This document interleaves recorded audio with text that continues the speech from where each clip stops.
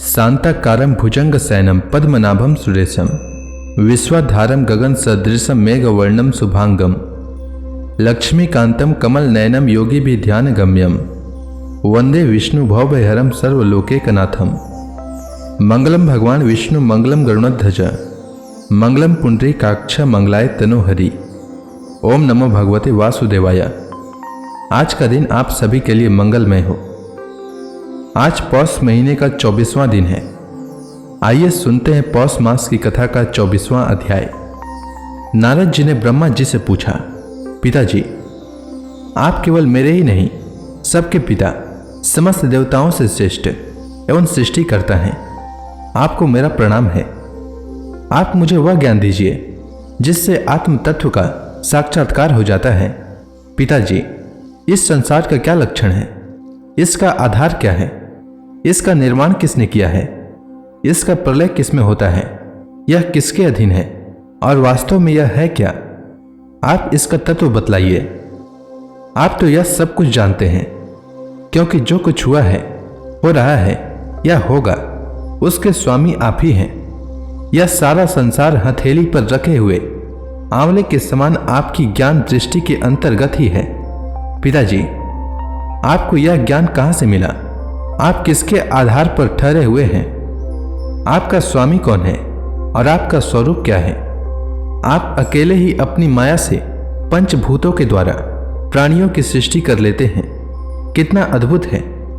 जैसे मकड़ी अनायास ही अपने मुंह से जाला निकालकर उसमें खेलने लगती है, वैसे ही आप अपनी शक्ति के आश्रय से जीवों को अपने में ही उत्पन्न करते हैं, और फिर भी आप में कोई विकार नहीं होता।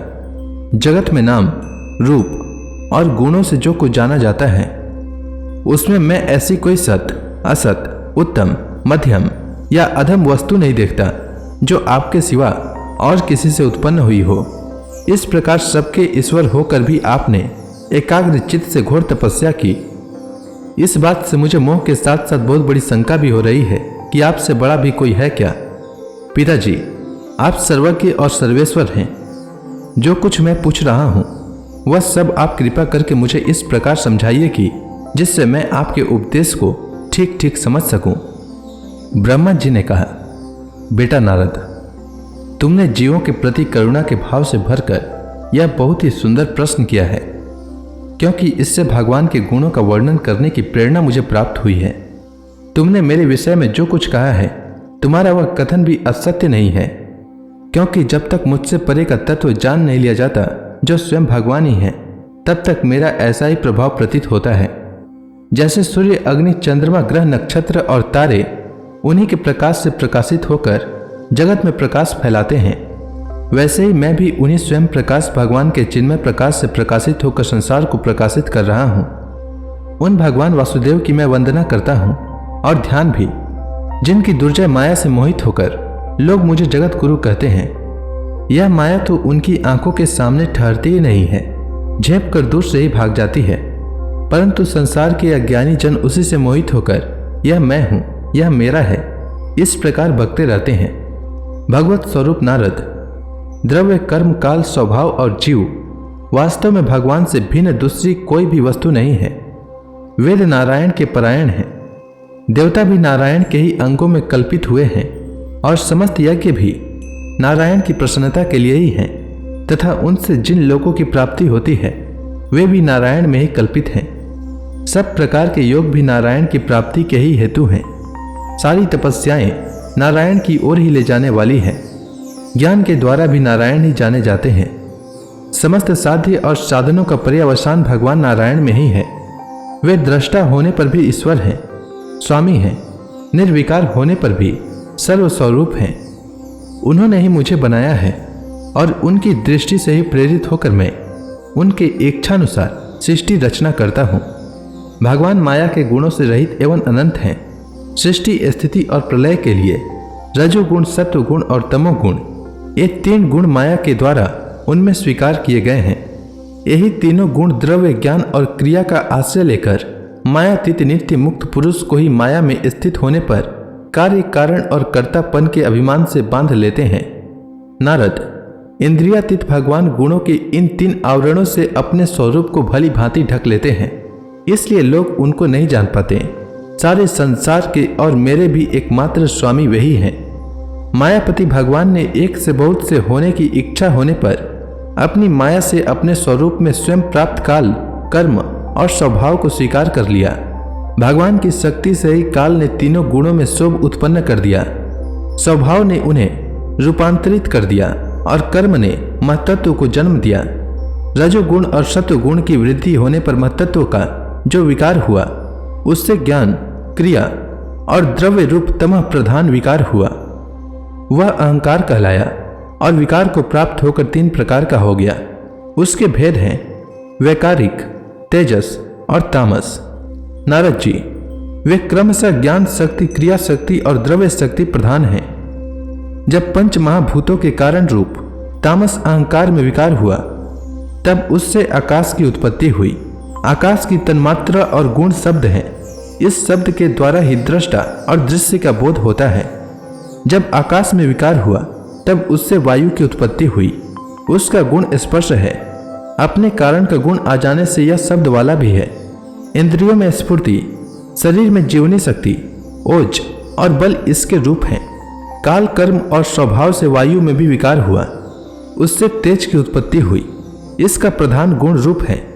साथ ही इसके कारण आकाश और वायु के गुण शब्द एवं स्पर्श भी इसमें हैं। तेज के विकार से जल की उत्पत्ति हुई, इसका गुण है रस। कारण तत्व के गुण शब्द, स्पर्श और रूप भी इसमें हैं। जल के विकार से पृथ्वी की उत्पत्ति हुई, इसका गुण है गंध। कारण के गुण कार्य में आते हैं। इस न्याय से शब्द, स्पर्श, रूप और रस, ये चारों गुण भी इसमें विद्यमान है। वैकारिक अहंकार से मन की और इंद्रियों के 10 अधिष्ठात्री देवताओं की भी उत्पत्ति हुई। उनके नाम हैं दिशा, वायु, सूर्य, वरुण, अश्विनी कुमार, अग्नि, इंद्र, विष्णु, मित्र और प्रजापति। तेजस अहंकार के विकार से श्रोत्र, त्वचा, नेत्र, जिह्वा और घ्राण, ये 5 ज्ञानेन्द्रिय एवं वाक, हस्त, पाद, गुदा और जनेन्द्रिय, ये 5 कर्मेंद्रियां उत्पन्न हुई। साथ ही ज्ञान शक्ति रूप बुद्धि और कार्य शक्ति रूप प्राण भी तेजस अहंकार से ही उत्पन्न हुए। श्रेष्ठ ब्रह्मविद, जिस समय ये पंचभूत, इंद्रिय, मन और सत्व आदि तीनों गुण परस्पर संगठित नहीं थे, तब अपने रहने के लिए भोगों के साधन रूप शरीर की रचना नहीं कर सके। जब भगवान ने इन्हें अपनी शक्ति से प्रेरित किया, तब वे तत्व परस्पर एक दूसरे के साथ मिल गए और उन्होंने आपस में कार्य कारण भाव स्वीकार करके व्यष्टि समिष्टि रूप पिंड और ब्रह्मांड दोनों की रचना की। वह ब्रह्मांड रूप अंडा 1 सहस्त्र वर्ष तक निर्जीव रूप से जल में पड़ा रहा। फिर काल, कर्म और स्वभाव को स्वीकार करने वाले भगवान ने उसे जीवित कर दिया। उस अंडे को फोड़कर उसमें से वही विराट पुरुष निकला, जिसकी जंघा, चरण, भुजाएं, नेत्र, मुख और सिर सहस्त्रों की संख्या में हैं। विद्वान पुरुष उसी के अंगों में समस्त लोक और उनमें रहने वाली वस्तुओं की कल्पना करते हैं। उसकी कमर से नीचे के अंगों में 7 पाताल की और उसके पेड़ों से ऊपर के अंगों में 7 स्वर्ग की कल्पना की जाती है। पैरों से लेकर कटी पर्यंत 7 पाताल तथा भूलोक की कल्पना की गई है। नाभि में भूअर लोक की, हृदय में स्वर लोक की और परमात्मा के वक्ष स्थल में महर लोक की कल्पना की गई है। उसके गले में जन लोक, दोनों स्तनों में तपोलोक और मस्तक में ब्रह्मा का नित्य निवास स्थान सत्यलोक है। उस विराट पुरुष की कमर में अतल, जांघों में वितल, घुटनों में पवित्र सूतल लोक और जंघाओं में तलातल की कल्पना की गई है।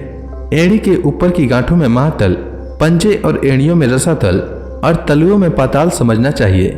इस प्रकार विराट पुरुष सर्वलोकमय है। विराट भगवान के अंगों में इस प्रकार भी लोकों की कल्पना की जाती है और उनके चरणों में पृथ्वी है, नाभि में भूअर लोक है और सिर में स्वर लोक है। तो इसी के साथ यह अध्याय समाप्त हुआ। इसके आगे की कथा मैं कल के अध्याय में सुनाऊंगा। तब तक के लिए भगवान हरि का नाम लेते रहें। तो प्रेम से बोलिए भगवान विष्णु की जय, श्री कृष्ण भगवान की जय, लक्ष्मी माता की जय, तुलसी माता की जय, समस्त देवी देवताओं की जय।